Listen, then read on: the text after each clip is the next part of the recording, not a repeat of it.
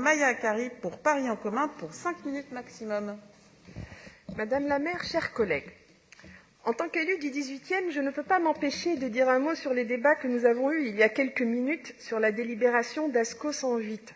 Je souhaite tout d'abord saluer la réponse de bon sens de mon collègue Patrick Bloch. Je pense d'ailleurs demander à mes collègues du groupe Changer Paris et de la France Insoumise l'adresse de leur fournisseur de baguettes magiques afin que je puisse m'en acheter une pour Noël et qu'on soit ainsi en capacité, en 3 coups, d'avancer en 6 mois sur un sujet qui concerne 14 000 repas jour, des dizaines d'équipements publics et des centaines d'employés. Plus sérieusement, revenons à la délibération d'ASCO 137.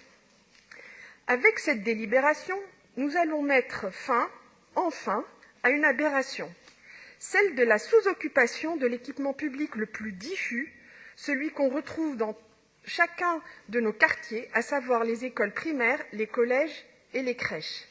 Rendez-vous compte, ces bâtiments qui se trouvent au cœur de nos quartiers, dans une ville où il peut arriver qu'il y ait plus d'enfants qui jouent dans un square que de brins d'herbe que ne compte sa pelouse, dans une ville où les associations peinent tant à trouver un local, un lieu où exercer leur activité, ces bâtiments ne sont utilisés que 180 jours par an, je parle là des bâtiments scolaires, ce qui correspond au nombre de jours où il y a école, soit moins d'1 jour sur 2 par an. Hier, mon collègue Yann Brossat a mis nos collègues du groupe Changer Paris face à leurs contradictions sur la question du logement. Je vais faire de même ce matin. Comment peut-on être d'un côté pour la rigueur budgétaire et d'un autre accepter le gaspillage public que constitue cette sous-utilisation d'équipements publics? Aucun argument, je dis bien aucun argument, ne tient face à cette volonté que nous avons d'ouvrir grand les portes et les fenêtres de nos écoles, de nos collèges et de nos crèches au quartier. La sécurité, cette question se pose partout dans nos équipements, dans nos squares, dans nos gymnases, dans nos musées. Pourquoi cette obsession sur les bâtiments éducatifs? La propreté et le gardiennage? Ce travail se fera sur la base du volontariat et pourra convenir à des actifs comme les étudiants par exemple qui sont en recherche d'emploi à temps partiel.